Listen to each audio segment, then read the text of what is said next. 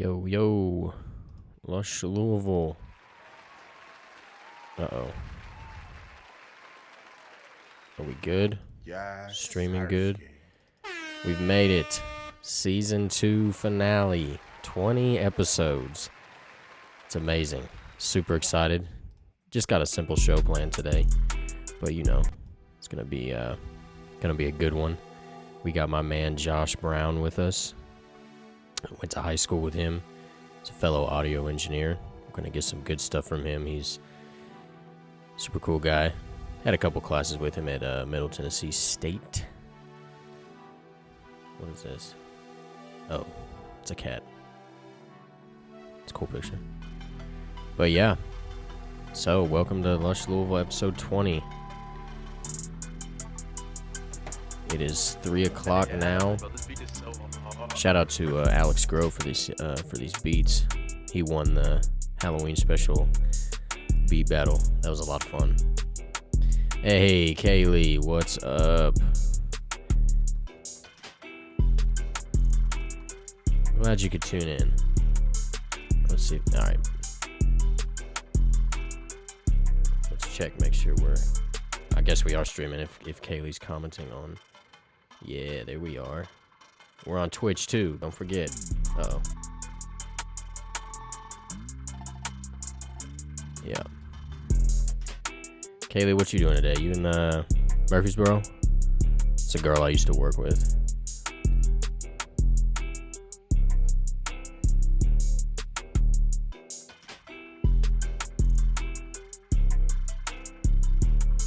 Hey, what's up, Natalie? Hey, I appreciate y'all tuning in. Yeah, man. All right, well, let me tell you a little bit about what I did. Oh, Kaylee says she's doing homework. That does suck. So last week I was in, I went to, back to Murfreesboro where I went to college, really back to Nashville, and I met up with Anthony Kilhofer, who is a, let me pull up his Instagram, recording engineer, producer. He started recording Kanye and producing for him when he first started rapping, and he found Travis Scott, and I mean, he's worked with, there you go, late registration's 15 years old a couple weeks ago. Anthony's worked with Jay-Z, Beyonce, Kid Cudi. There he is, working on The Life of Pablo with Kanye. You know, a lot of people from Good Music and many more. He's a 4-time Grammy-winning engineer and producer.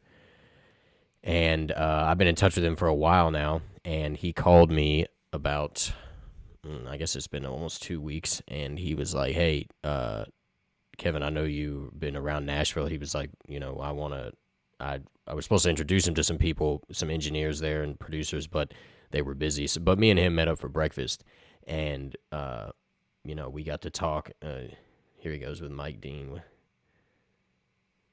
I don't know where they are, but that's another legend, Mike Dean. But me and Anthony ate at the Pancake Pantry in Nashville, and it was really good.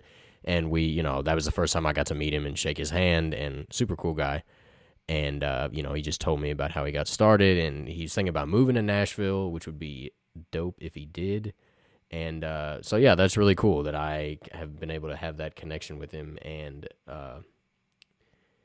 you know, I text him and ask him stuff, you know, just about, you know, music and different things like that. But that was really cool. Last week I got to meet him, and yeah, and it's crazy. Like, he literally, like, he found Travis Scott and brought him up and managed him, and it's amazing. And then, you know, of course, I got to hang out with Natalie and Alan, eat some wings at Jefferson's. You know, Kaylee probably knows about Jefferson's. It's a great spot there. But yeah, so that was super dope. Other than that, I've just been working at Amazon literally pretty much every day, all day during the week. And trying to think, that's pretty much it for me. that happened this week. I guess we'll kind of go ahead and let me bring Josh back up here, see what he's got going on. So again, Josh is a recording engineer. Went to school with me. He did in my high school. He did a lot of tech and lighting stuff for the band concerts and mostly for the theater plays there. And then we ended up in a couple classes together freshman year at MT. But yeah, so let's go ahead and bring him on. See what he's got going on today.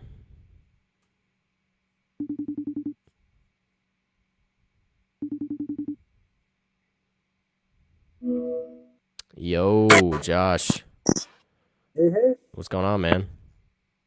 not much. Just waiting around. Yeah, just waiting for that big call. Big call. So how you doing, man? Doing great. Yeah. How's the borough treating you? Doing well there? Yeah, bro's doing nice. I mean, COVID's been messing Yeah. with everybody. Oh yeah. You know, gotta keep going. Keep doing. Absolutely. Absolutely. Well, so Josh, I was kind of giving everybody just a little bit of a rundown, kind of what you do, a little bit about not too much who you are, but I told him that we went to school together. So why don't you kind of give us just a little background on yourself and where'd you grow up in Louisville, different things you did and went to school. Born and raised in Louisville, Kentucky. I grew up in Pleasure Park, and I pretty much lived there up until I was 7. But went to Howard Middle School. School. I don't know. Louisville's just a great city. It's got a lot of- Yeah. Super dope. Super great. Super great place to grow up. I can attest to that. Yo, Josh, you're kind of cutting out a little bit. Is your speaker? It might be if your speaker's like covered up. I can hold it up here. Yeah, you got it. Is that better? Sounds Yeah. better. Okay, cool. Um, yeah, cool. So when I guess when we went to YPass, like what is it exactly that you do exactly now? Like, and what do you do? Well, now I mostly focus on just like I really like the studio environment, Mm-hmm. studio, and Yeah. I thought I wanted to be like a full time audio engineer. That I learned a lot of that through YPass, through their design and production program. Yeah. But through my internship, which I got through TSU, and seeing what the role of a producer is, Right. I'm super inspired by that, and I think that's really where I want to sit for my career. So the producing appeals more to you than engineering. Yeah, you're kind of pulling from both worlds. Like you're not just sitting at a computer at a console and Mm-hmm. just like how it sounds. You're really changing the song structure, and you're helping write songs alongside. Yeah. So that since you know that, kind of break it down for us. What's the difference between an engineer and a producer? The engineer typically tries to fulfill the sonic qualities and like the sonic goals of what the producer wants out of the song. Mm-hmm. Obviously, make sure it's mixed and sounds good. And I Right. think the producer really works more with the artist in the sense that they're trying to help them elevate their song Mm-hmm. and help it either reach a broader audience or like tap into like a deeper creative mindset with it. Yeah. So they're like the director in a sense. I guess you Yeah. could say they direct the record. Yeah. That's cool. Well, dope, man. So what you were when you were at YPass, I talked a little bit about when I remember I would always see you, especially like senior year, in the sound booth, in the black box up top, or doing the concerts in the on the main stage. So what were you Yeah. doing exactly for those? Well, that was mostly just running live sound, and Right. that's basically the gist of what they taught you at that school. Mm-hmm. In your senior year in the design and production program, you could actually get it was like a specialized class, so it wasn't like a set class. You kind of talk to the teacher, you talk about kind of what you want to do with your career, and then they'll try to form a class around that. I don't think my video just dropped out here, No, you good. but so my senior year, I really wanted to focus on audio, and in those classes, I learned like Pro Tools, and I learned a bit more about um, like working in a studio type of vibe. But in terms of what I actually did for the school, it was mostly just running sound for shows and just making sure everything sounded good. Yeah, definitely. That's funny. You said the design and production. I forgot. I was thinking the other day. I was like, what was that? What was that part of YPass called? And then I was like, when you said that design and production, I was like, everybody called it DMP, right? Yeah, That's what yeah. that was like. The shit. Yeah. Wow. That takes me back. That's crazy. Um, well, cool, man. So then, after what had you been like looking at MTSU for their audio pro? How did you hear about MTSU? Well, I definitely wanted to continue with doing audio, like going into college, but Kentucky didn't have any school that had a program like that. Right. And, um, they have this program called the Academic Common Market, Mm-hmm. which I don't know if you were a part of or not, I but was. You got yep, in-state tuition. yeah, exactly. Get in-state tuition, going out of state, Yep. you can go to any school around Kentucky, Yes. That had and that audio program. Yes, sir. yep, and that's how I found out about MTSU just by looking up things, trying to figure out where I wanted to go. Yeah. I remember first hearing about MTSU sophomore year when they remember the college and career day they would have at Manual. And Hmm. they set up all those booths and stuff and we could go. That was when I first heard about them. I was like, dang, that's pretty cool. And I knew they had a good music program too. So that's how I first got started. And then I started hearing about their audio program. So you kind of knew that you wanted to continue the audio path. Yeah, well, actually in middle school, I volunteered at it was like the Sacred Heart Academy for like theater. But it was like a summer program. And you basically did what they do. Mm-hmm. Volunteered. Just doing that in the summer, I was like, oh, this would be cool to go to school for. And then my already knew about it. Like, oh, well, we should try to school because Right. they have a program like. And at the time, I was way more into like carpentry and like painting, uh, building props and stuff like that. Yeah. But Yeah. Because I was gonna say I know the design and production program. You had to do a lot, especially for the musical that they did at YPass every year. There was a lot of like stage building and set design and stuff. So you did that a lot too, right? yeah, you kind of trade off per show, and Yeah. you take up a different role depending on what you do. Uh. One Yeah. of my Oh, go ahead. one of my fondest memories was doing New Works. That was like such a good experience, and it teaches you a lot of responsibility. Yeah. That was a lot. I was in Newark's senior year. Yeah, I, no, you had like that song that you guys performed. Yeah, yeah, that was a lot of fun. I got a little jazz band together. That was a lot of fun. That's definitely a fond memory that I have of there. That was cool. Um, Yeah, those are all on YouTube, right? oh yeah, no, yeah, I know. I've got I guess my mom or somebody recorded it, and there's a it's on YouTube. Trust me. Yeah, that's those were good times, man.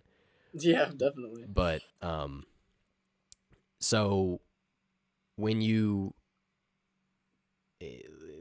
I'm trying to think like so you after YPass we all go to college and you're at MTSU. So what did you feel like some of the things you were doing at YPass transferred over to the audio program, or was it? I mean, you're obviously not doing a whole lot of design or setup stuff like stage setup, but like I don't know what did you think of the audio program at MT? I think MTSU's audio program is really good. I wish some of the classes were more streamlined, and obviously you have to like go through gen eds and all that Right, stuff. right, Um, it's just kind of like a pain in the ass to have to do all that when what you really want to do is like be yeah, recording music all the time. yeah, yeah, you know, um, everybody starts somewhere. I kind of wish they did their candidacy program differently. uh, I wish it was more of like a portfolio based thing rather than like whether you passed a math class or like got it, you have a 3.0 GPA or something. Yeah, yeah. No, there's always something, but no, I agree. Yeah, I was in uh in the band in high school, and then like going, I was debating on being a music major with an audio minor, but I'm so glad I was an audio major with a music minor because literally the School of Music at um, MTSU was like YPass all over again, literally. And I'm sure you can speak on, especially like the workload that we had at Manual prepared me so much for college. And so like, it was fun to be still playing music and playing my sax and having like music assignments. But then with the audio program, I didn't know anything. I learned so much, and it was definitely beneficial for me. And Well, yeah, I mean, it's like the completely second half to yeah, everything that is creating, yeah, commercial music. yeah, You exactly. have to support it to get it out there. Hmm. That's true. And yeah, dude, some of those studio classes like could not be beat. Maybe there could definitely be a little more creative push for creativity in some of those studio classes. I just felt like sometimes they just, some of the professors are older and they just used the same songs that we had to like mix or like work on every semester. You know what I'm saying? Yeah, And it's like there was like, and uh, a lot of the more creative classes you would end up taking like your senior year when you right. had, and then you take audio electives, and those classes were fun. But Yeah. I wish I had access to those earlier on. Yeah. I took like, I remember I never got to take the Ableton Live class. I got to take Intro to MIDI, and that was fun. I guess we all had to take that MIDI class, but yeah, I never got to do the Ableton Live class. Which I mean, I use Ableton, but uh, so I'm pretty familiar with it. But that was definitely a cool class. Did you ever have Misty? She was cool. No, I had I believe his name was Ross. It was John Oh Ross. yeah, yeah, yeah. Um, yeah, it was like a old hippie man with long white hair. I He know was him. pretty. Yeah, yeah. He seemed like he'd be pretty cool. So, as you're going through college, and what's like, I mean, what do you? I'm trying to remember when I first got to school. I was like, I guess I didn't really know too much about like exactly what I was getting into, but I knew that it was like I wanted to do music and I wanted to be in this program. But like I really just thought, I guess from my sense, I was gonna be like a producer, which I Hmm. still am. But like, what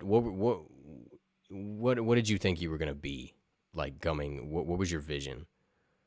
I well, due to the audio stuff that I did at YPass, I was getting into recording stuff at home, and I really liked recording me playing guitar and then like adding stuff over top of it.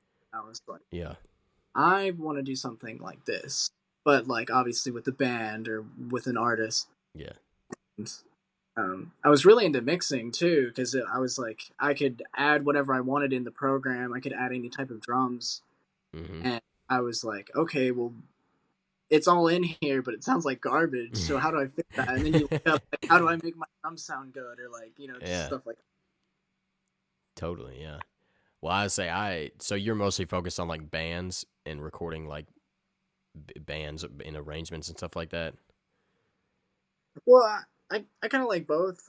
Recording bands is easier because they're putting out a lot of the musical ideas, and Yeah. you can, as a producer, you can help guide them Mm-hmm. to be more creative or like think of it in a different way.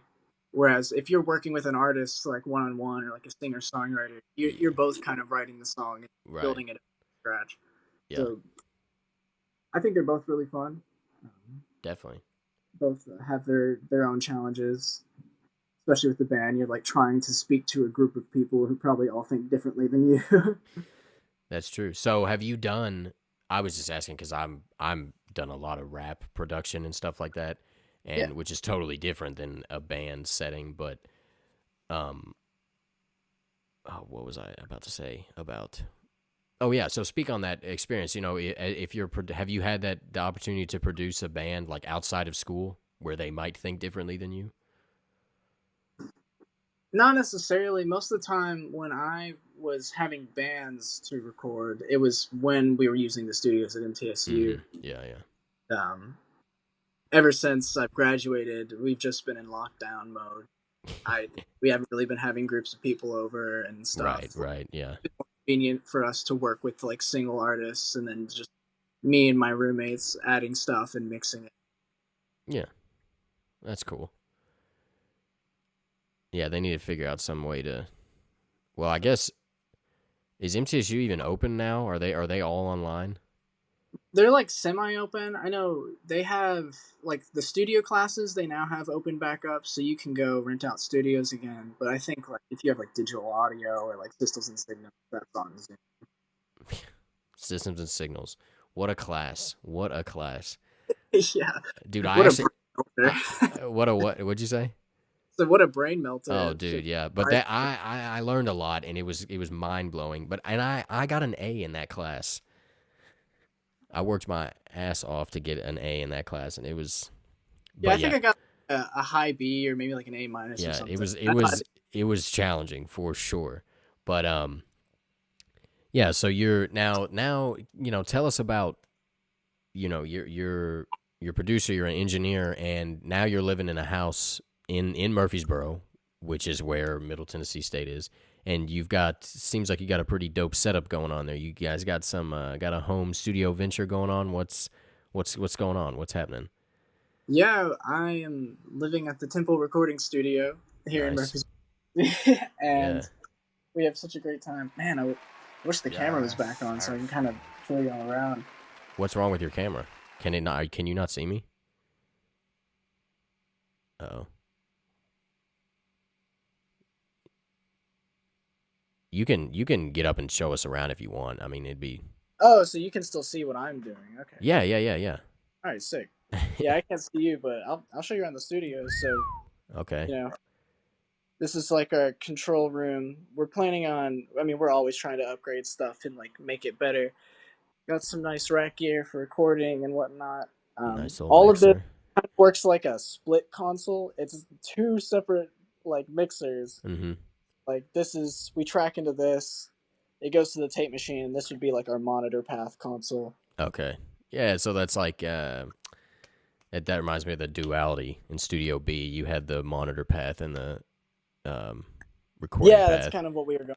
That wow, that We have direct outs going to our preamps and whatnot, and well, now the routing's crazy. I'm not gonna get into wait, that. yeah, no. What? We'll go back to that tape machine. Where did you all get that? Oh, so we found this through Bird Finds, which I was telling you about earlier. Bird Finds is he runs an Instagram page by that name, and he just consigns used gear that he finds. Typically, they're really good deals. Like there's an 1176 going for like $500 or something, which is like a two Damn. thousand dollar compressor, and yeah, it's ridiculous. We got this probably for like $600, and we it's probably more like $800 because we had to repair it. It wasn't functioning when we got it, but it's actually got a new problem now, which is we need to fix. But everything's working on it for the most part. That's dope. Seriously, that's Yeah, really cool. Y'all got the patch bay and everything. yeah. We try to be as efficient as possible, so anytime we need to reroute something, we can do it with ease. Definitely. And we also have like Steph likes to use pedals when like to add effects and like use reverbs and stuff. So we have where you can pick up the pedal boards or different pieces of gear if it's not in the rack. But Definitely. in here is our tracking space. Got CP70. This piano's awesome. Got a good old Yamaha drum kit that's mic'd up. We're actually trying to record a Christmas song. We thought it would be a fun idea to make a Christmas song. Is that kick drum mic'd up with a speaker? Yeah, we got this for like $30, and this is one of John's toys. So this is like a scientific. This is like used in a laboratory, and what it is like a filter. So he's like got this plugged in. It's filtering everything out except for the sub, and then we have a 4033 on the kick, and it sounds really meaty when you blend them together. That's interesting. You're recording into the speaker, right? Because the speaker's a transducer. You just reverse the Yeah, yeah. you just reverse the wiring, and then it acts like a microphone instead Yeah. of a speaker. Yeah. I remember learning that and I was like, that's amazing. Didn't know that could be done. Yeah, we have a couple like old telephones that we rewired to do the same thing. So we have like a couple of telephone microphones. That's super And we got cool. plenty of amplifiers, different textures. We got this beautiful World Ritzer, which sounds really warm and beautiful when it's running through an amp. Um, Good old upright piano. We got this Leslie organ, and we have a Leslie speaker. Hmm.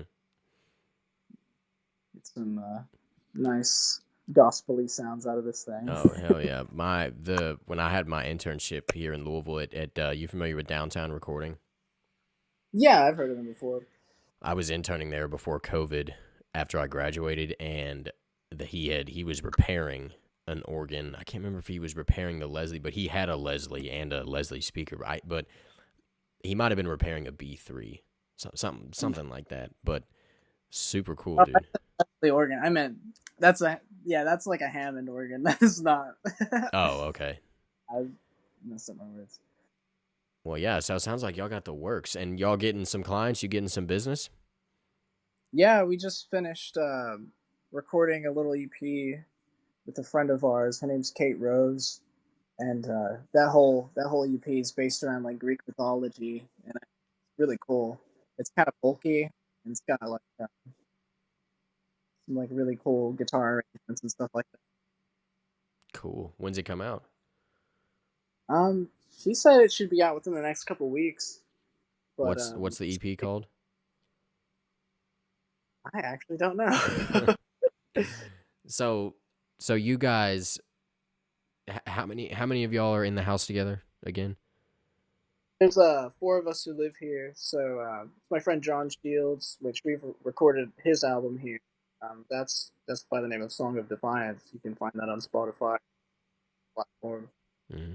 Um, we got Seth Mason, who's another audio engineer. Both of these people got MCU, and then Nice. my our friend Robert Saint, or Obed, as his nickname, Yeah. and he does video and film, and he'll help out with like music videos, photography. Um, I've been in a couple of short films of his for like class, and it's always fun to hang out with him. So. Yeah. Totally. Well, that's so. And now you guys are all involved in the recording and mixing process. All four of y'all, or is it Yeah, just? for the most part, it's mostly just me, John, and Seth in Oh, terms of doing the music production stuff like that. But we all try to we see this as a studio, but we also kind of see this as like a place to just create media, like to create content.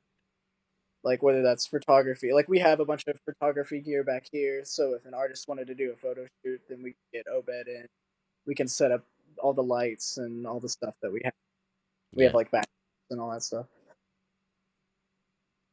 That's wow, man. Super impressive. Y'all should film the makings of somebody's album sometime. You know. Yeah, we constantly talk about it. We also want to do like live videos, like people performing live in a room. I know that's been like a trend for like art. Yeah, like a NPR Tiny Desk or Yeah, like the bedroom concerts. yeah, Basically. exactly. Yeah. Well, you definitely got the space for it, man. That's super cool. So, what is it like working on a project with with two other engineers? What's the balance like of who It's does pretty what? good. We kind of come with agreements on our roles for specific projects, especially if it's like if there's a genre that I'm not familiar with, but John is like way more comfortable with working with, then I'll be the role as like a studio manager, like taking care of the budgets or doing other extraneous things that isn't necessarily making the music. And we kind of switch off roles, or like if Seth is at work, because we all have second jobs because it's Oh hard to yeah. make.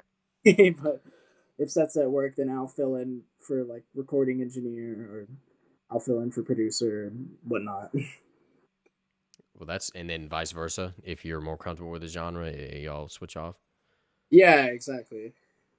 It's just kind of we kind of work around what feels like most comfortable, Yeah. and we obviously all play off ideas. We don't necessarily stick to those roles all the time. Right. Right. Of course. That's cool. Man, I'm jealous of y'all's spot, man. Y'all got. So do y'all just like split the cost on all that gear and stuff like that, or is some of it you guys like already had? um, a lot of the stuff is stuff that John and Seth got, and sometimes we'll make like a group purchase, like that drum kit we all paid for, Hmm. like getting like Pro Tools like perpetual license stuff like that. Considering that A we're all using, classic. Right. yeah. Yeah. Gotta have that. No, I just got Ableton. I've been using Ableton Mm-hmm. um, through various other reasons or like other ways of using it. But I recently bought it, and I'm excited for Ableton 11 to come out. I don't know if you knew that they're coming out with that. I did not. I have Ableton 10, but I did not know that. When's that come out? That should be coming out soon. There's actually they have the 11 beta, so you can download the beta and see how it runs. Mm-hmm. But uh, one thing I really like about Pro Tools is their comping feature, where you can go through playlists and you Right. can Ableton so much. doesn't have that. Yeah. But Ableton is going to have that in the new update. So Really. I have reason to I use gotta Pro get Tools. on. I'm about to get on Ableton.com and see what's going on. Yeah, no, that's definitely worth a download. Huh. You just Yes. dropped a gem. It's gonna change the game. If Ableton has playlists, that is that's important. What's your DAW you use Logic? No, I use Ableton most of the Oh, time, okay, cool. especially with production. Mm-hmm. I like mixing in Pro Tools is pretty nice because there's Ableton has so many options that you could literally just keep going and going. But Pro Tools feels more limited in the sense where you kind of have to like work around, and it just helps you make better decisions in the long run instead of fucking with the oh. Am I allowed to say that Yeah, word no, that's fine. Yeah, no, that's cool. for hours on end? Huh. Yeah, I like mixing in both. I'll mix in Ableton or mix in Pro Tools. I mostly, if I'm mixing vocals, it's probably in Pro Tools. But, um, Mm-hmm. yeah, man. Do you ever use FL Studio? I actually started back in high school when I was getting into recording. I had like the demo of FL Studio, and that's pretty much what I used when I was learning how to do all that stuff. Mm-hmm. That program it's a beast. It's really Yeah, powerful, it but it's is. also really confusing. Yeah, there's a lot of windows. I've been trying to get the hang of it. I need to use it more. But there's a lot of like different like windows and options you can have to do it. I mean, it just comes with learning a new DAW. I mean, Ableton. Everybody talks about how Ableton looks scary, and Ableton's honestly the easiest. I picked really fast. Like yeah, I don't know, it just kind of clicked the way that program works. right. Yeah, it's definitely Ableton's definitely the way to go. I think a lot of people use Logic too, But so, what do you guys mostly? You guys are recording into Pro Tools off the mixers into Pro Tools. Yeah, Okay. we use for the most part, and I have like the Arturia sense on Ableton, so if we need to like do that, we can go record it real fast and then Hmm. drop it back in Pro Tools. Huh. You guys recording MIDI, like actual MIDI into Pro Tools? No, we really don't like recording MIDI into Pro Tools. We'd much rather use Ableton. Really? Yeah, it's. I mean, I just don't really like the UI that Pro Tools has for like their piano roll and like editing MIDI stuff. Yeah. I think Ableton is just way faster. You have a lot more options. You Right. know, like Max for Live, you can use a lot of those plugins to get really interesting.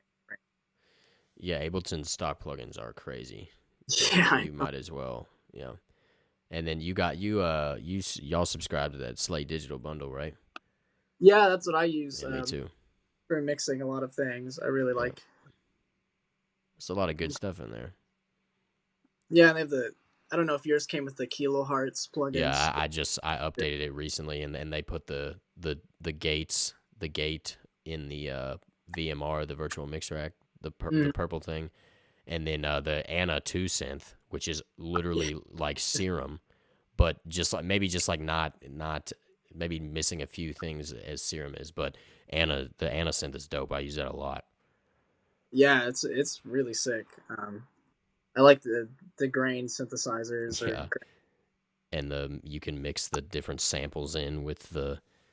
Uh, I think me and you had talked about this before in the audio building. I ran into you once, and because I knew that you used the Slate Digital bundle. I think I'd seen it on your Snapchat, and we started mm. talking about the Anna synth. That's super dope. If for only Well, I think 15, the reason I bought that was because of you, because you had it on like your Snapchat story, and I was like, is oh are those yeah, plugins worth it? And you yeah, were yeah, like, totally, dude. And then I yeah. like bought It's it. 15 a month, and everything that new that they get in, you get just downloaded. Yeah, It's exactly. that's literally it's so worth it. And I use those plugins every day, especially that SSL EQ and that Oh yeah, dude. those 1176 emulations and you know. I love the distressor. I Oh, almost want oh to buy. yeah, that was the other one. The other one that's my kick bus right there for sure. Mhm. Yeah, another thing with Ableton, dude, is I use the sends a lot in Ableton to send it to like a kick bus or and a drum bus. I do that. That's how I really mix my beats. Yeah, I mean, parallel processing is like Yeah, game that's changer. how you get good mixes, really, because Yeah, you have so much control over everything you do. yeah. A lot of people probably don't know what we're talking about, but me Yeah, and we're going. Josh are just going crazy, totally geeking out here. But but yeah, dude. So what's what's your future plans for Temple Recording? Y'all got anything in store in the future?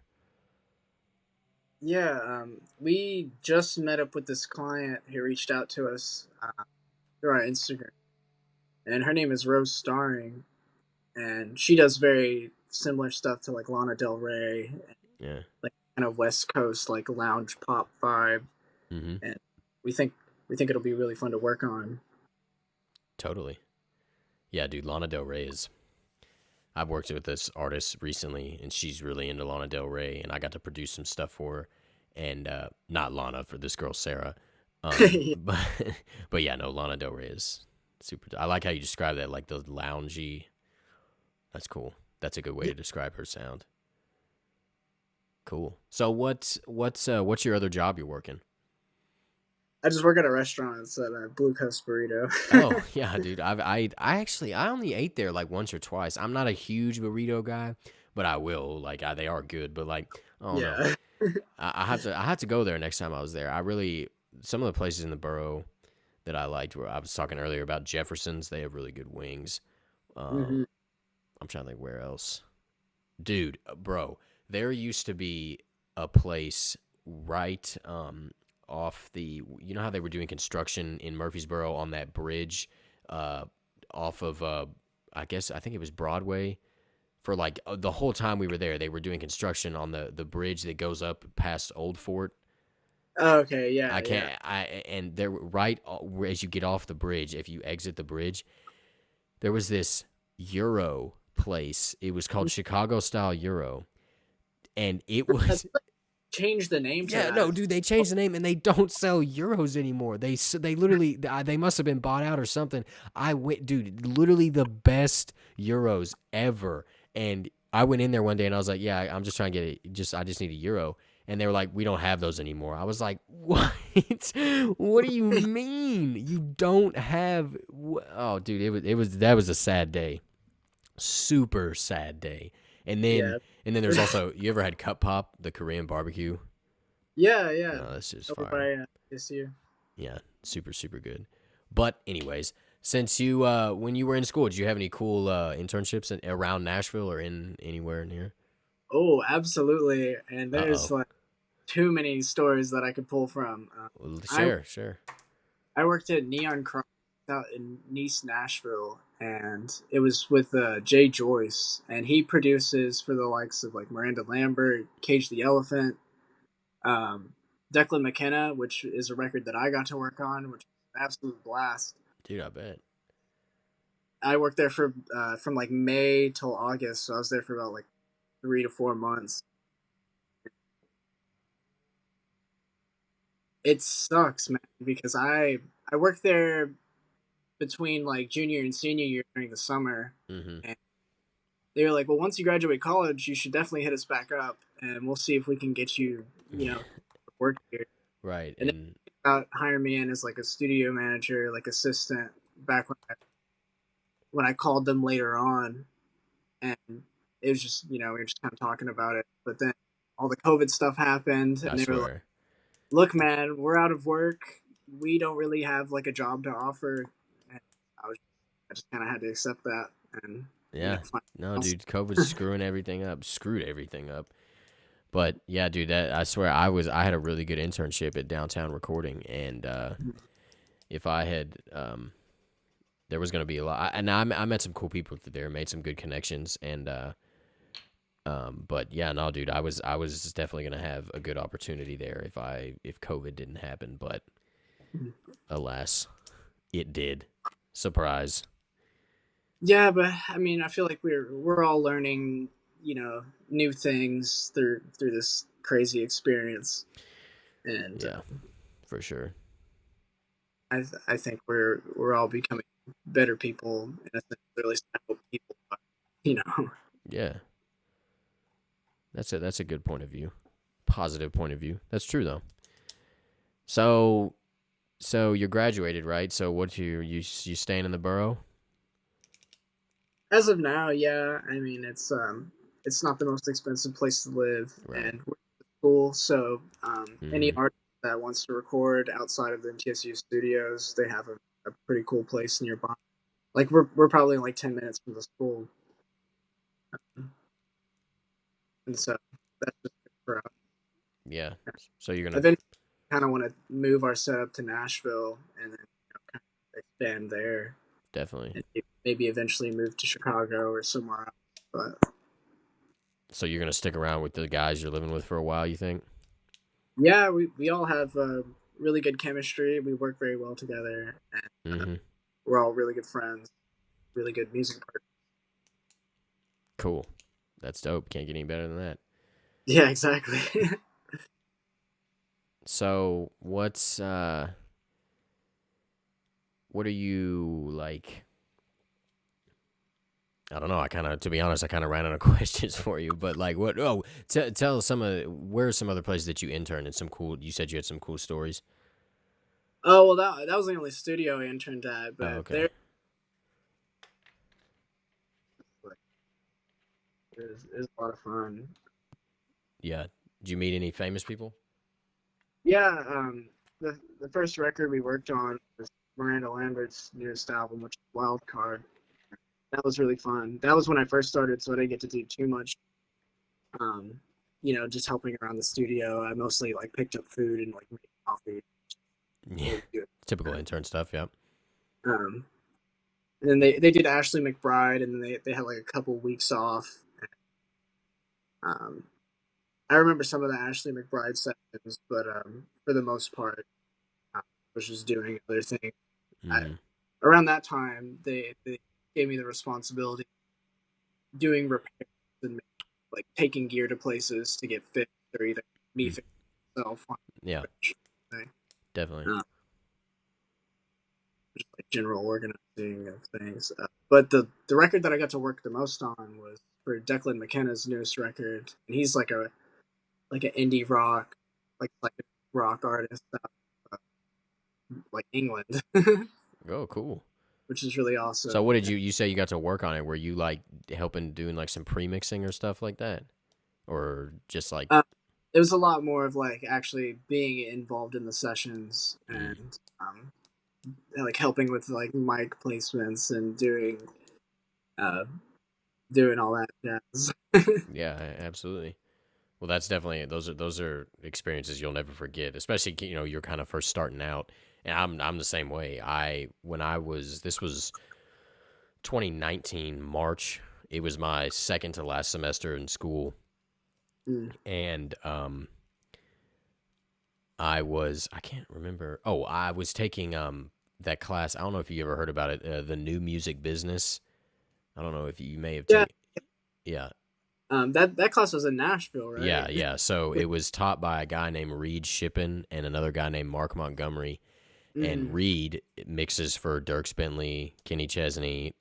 He's an 11-time Grammy Award-winning mix engineer. He just did Gloria Gaynor's album, the gospel album that won a Grammy. And Nice. dude, he has so many Grammys. I went in his bathroom, like that. He has like his room. He has a room in his this house they outfitted in Berry Hill to a studio. It's called Robot Lemon, and I went in his. He's got like his own personal bathroom, and somebody was in the other bathroom, so I went in his, and there's the 3 Grammy statues on the back of his toilet. I was like, that Yeah, is that's the same. literally, yeah, You go to the basement yeah, bathroom, like right. nobody do, but for some reason it was occupied. I went down there. There's just like a Grammy sitting on the toilet. I swear, yeah. I was like, those. That's definitely goals, and it's like just various spots around the house. There'll be like a little Grammy statue, but when I was interning for him there, it was I did it during the semester a little bit, and it was just with my class schedule. I could only do like once a week, but it was super super cool. I mean, he's got. I mean, I was hearing like unreleased Chesney records, and various other people sitting there with him, but I did a lot of cleaning and typical intern stuff because with Reed it was like, I mean, he knows everybody. Him and Pete Lyman, they worked out of the same. I don't know if you know about Pete, but he is a mastering engineer. They work out of the same house, and he's done mastering for the High Women, Brandy Carlisle, and um, the death of what's the death of a bachelor guy. What is his name? The Panic at the Disco. He's done mastering for Panic at the Disco. I mean, the list goes on and on. Him and Reed both have tons of Grammys, and but when I was the coolest thing there in March one time, there was they had a session at Sound Emporium, and I had to get a microphone from Professor Hill, John Hill at Yeah. UT. Him and Reed own this super super special microphone, and I had to. If Reed told me if I could get it from Professor Hill, then he'd let me come to this tracking session. So I did, and so they were tracking Eric Pasley in the A room at Sound Emporium, and while we were there doing that, I mean, I was just taking it all in, standing back, just helping out. And this guy comes in the room, and he comes in and borrows a guitar, and then he leaves. And then Reed was like, "Hey, Eric, you need to get Justin to sing on your record." And he was like, "Then your manager will freak out." And they started laughing, and I didn't think anything of it. But then I started thinking, I was like, that dude kind of looked like Bon Iver, Justin Vernon. And Holy. because I saw him walk out and leave, and I asked Eric when they were just hanging around. I was like, "Yo, man, did you just say that was Justin Vernon?" And he was like, "No, no, I didn't say that." But dude, lo and behold, it was him. He was in the studio across the hall. I never thought I'd see him in Nashville, but like, and dude, it was him. They were outside, chilling, smoking weed, and producing in the room next door, man. And it was amazing. And not only that, dude. When I was in the room with Eric, and all the musicians there's like a lounge area, and they would all sit out, and Eric would get his guitar and just sing and play, and that was like, and they would chart out the music, but everybody was just listening to him, and that was like literally some of the most beautiful music I'd ever heard. I'm serious. Like it was just him and his guitar, and I was like, dang, man, this is amazing. And Dude, I understand. Like, I'm not. I don't listen to country music a whole lot, like on right, my own. yeah, But exactly, I was at the studio and I'm listening to them like right. perform this Oh yeah. live, and it's like, this is awesome. No, Like, literally, there's not a better feeling. Like it yeah, was literally amazing. So that was probably my biggest experience interning for Reed. Is super nice guy, all about his business. He knows what he's doing. Everybody knows Reed, and then they had a party there at the studio in Berry Hill for NAMM in like July of 2019. So I got to help set up for that, and that was a lot of fun. And I got to meet Chris Athens, who is oh uh, hell yeah, Drake's mastering engineer, and I mean he's done a lot of Kanye stuff, and he had hella stories about Drake and Kanye and Mike Dean and Anthony Kilhofer, who I was talking about. So that was really cool to meet You got to him. go to the party? Yeah, no, all the interns we had to set up for it, and then we got to be at the party, so that was cool. That's And awesome. yeah, no, it was super dope. There was a lot of important people there, like Chris, and it was funny. There was like they had like a bar. People bring like some company, and they had a big tent outside, and there was a bar, and I was waiting in line, and the whole night, Pete told me, he was like, "Yeah, Chris Athens will be there," and I was like, "Oh man, I gotta meet him," and we were in line at the bar, and I was just like, I was like, I gotta meet somebody, so I just said, "Hey man, what's up? What's your name?" And he was like, "I'm Chris," and I was like, "Oh my god!" I was like, "Are you Chris Athens?" And he was like, "Yeah, yeah," and I was like, "Dude, I've been looking for you all night." So that was super cool. I got a picture with him, but that was moments like that for sure was just like you just fill you with like so much like wow, this is amazing. No, it's crazy. Like when you meet, famous artists or famous engineers or whoever, Yeah. they're just people. Yeah, no, They're not, exactly. Yeah, you always put them on a pedestal because they're really well known. But then when you talk, absolutely. to them, just conversation flows, and they're another human just like you or I. So it's pretty amazing. Yeah, no, definitely. Super fun summer. That was I was there. I would go to the studio like Monday, Wednesday, Friday because they had like 4 or 5 interns, and Mhm. but I should have gone every day. Now, Yeah. now, now that I No, think I would about it, always to be at the studio. They would be like, um, they would have like a day off, and then I would hit them up and be like, "Oh, we can't." They're like, "We're not working today." And I'd be like, "Damn!" Like I want to come in. I know. I swear. And they don't. The thing like they don't work on the weekends, and that's the thing I like about Nashville. One thing that I like is it's like very respectful of just Yeah, like they're really the respectful. business hours. It's really like literally like 9 to 5 in Nashville, and like LA is like 9 to 9 or like even Yeah, and there's no like it's just like just kind of I until you're done. right, exactly, which is, and there's nothing wrong with that. If you want to get good at it, that's how you got to do it. But if you want to be well known, but still, I like that Nashville kind of has those like regular business hours. It's Yeah, nice. I don't know. I think it was. I had a great time working on Declan's record. All the bandmates are great. They're all about our age. Declan is the lead singer. Obviously, he's like a year younger than I am, and I Hmm. remember. So he could drink in the UK because their drinking age is 18, but we would have to buy him Nice. alcohol here. So Oh my god, that's with, funny. with that, and after sessions, like sometimes we would go to a bar in Nashville, or like I got to hang out at their Airbnb one night, and we were just kind of shooting the shit, smoking, doing whatever. Yeah, It was great. absolutely. Doesn't get better than that. I am moving to Nashville probably in like well, it's probably to Smyrna in January. Um, Yeah, it is not a bad area. It's yeah, and it's like it's only like 15-20 minutes from actual downtown. mhm. So and me and a buddy found a pretty cheap, well, not, I wouldn't say cheap, but like 2 bedroom, 2 bath, brand new for a pretty good price.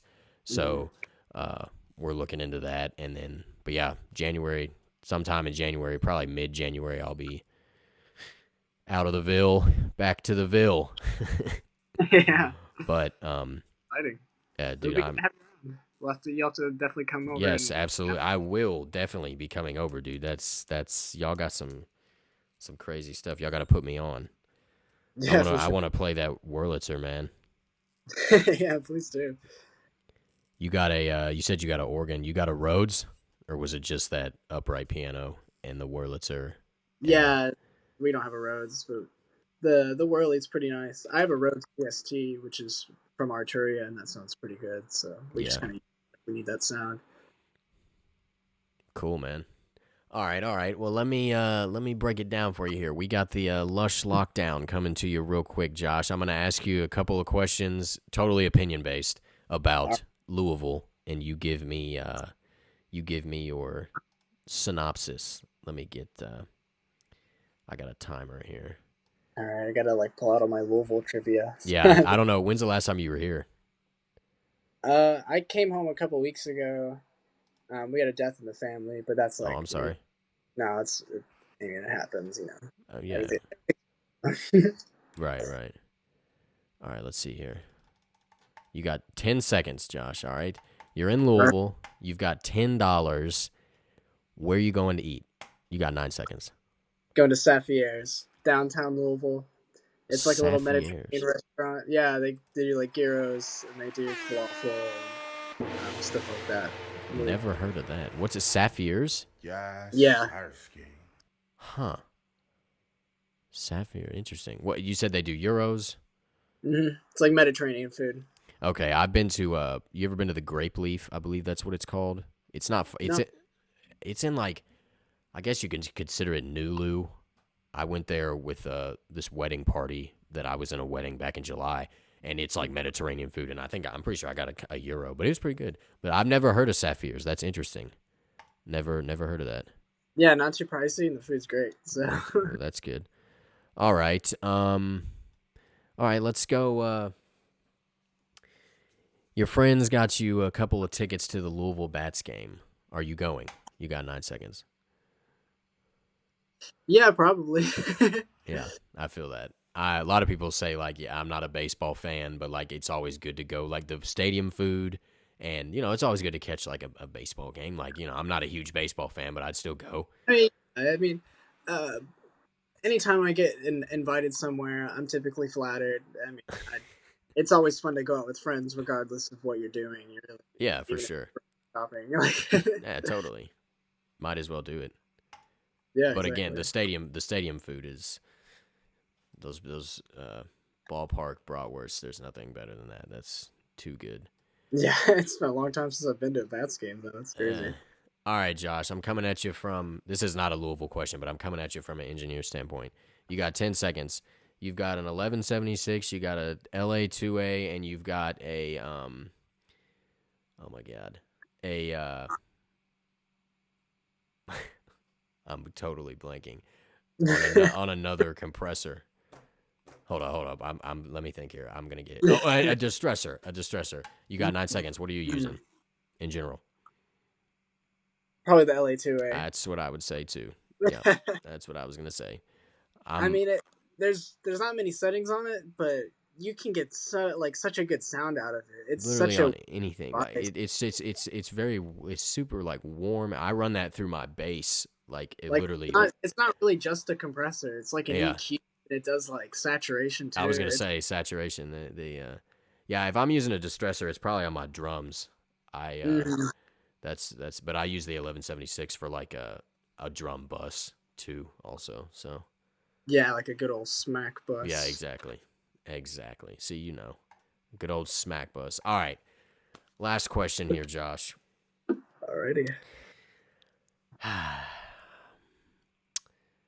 You got 3 seconds for this one. All right? UK. All right, I'll give you 5. UK or U of L? You got U of 4. L. I don't need Oh it. my God. I should have given you 2 seconds. You're a U of L fan? But yeah, my family is. Uh, I don't watch a whole lot of sports, but that's just how I've been raised. It's I just feel like you. you get asked that question, you just say U of L. Yeah, I know. My whole family went to UK except for me. So naturally, I'm a UK fan. So It's all good, brother. all good. Still friends. Still friends. I just had to check, see where your allegiances lie. Yeah, I understand. Um, Um, there's definitely a lot of drama with U of L and all that shit, but they definitely had their run in the early 2000s. yeah, definitely. They just. Much stronger of a team back then, but still gotta rep them. Love the city, love the team. Yeah, understandable, understandable. Well, Josh, that's pretty much all I've got for you today, man. I appreciate you coming on. Do you have any last words? Anything to throw in to add? Oh, where can we? Do y'all have an Instagram page for your for the Temple recording? Yes, sir. It is What's Temple Recording Studio at the Temple Recording Studio. Temple Recording Studio? Y'all be sure to follow this Temple Recording. Yeah, I got it here. Yeah, I'm about to follow y'all. Super dope. Who's this violin player in there? This is Louisa. Louisa. Yep, Louisa Marion, I believe is her last name. she's really, really good. She also does songwriting, and I believe she's a music business major. So, Cool, dude. Absolutely. So yeah, we y'all guys follow Temple Recording Studio, and also what's your Instagram, Josh? Joshua something. yeah, it's just Josh U Brown, so it's JOSHUU _ and then Okay, Brown with two. I just had there we go. Yeah, so Josh, you, yeah, follow him. You know, check in on the Temple Recording Studio. What's going on? I'm definitely gonna come check y'all out for sure. I Yeah, want to get on those keys, man. I'll bring my sax over too. yeah, that'd be Definitely, awesome. definitely. Well, any last words, Josh? I hope everybody who has watched this has a great day, and A- you too, Kevin. Absolutely, Josh. You have a great day also. Let me get you a little applause here. For sure, man. I appreciate you coming on and taking the time to do this. Yeah. Awesome. Be No, safe. this was great. This Yeah. has been really fun. Well, I'm glad. I'm glad you could drop some knowledge and show us your spot and give us your insight. And yeah, man, keep in touch. Stay safe. You were season 2 finale, man. Awesome. Episode 20, 28 episodes of Lush Louisville. Shout out to Kevin James. Oh wait. Shout out to James. Yeah. Shout out to me.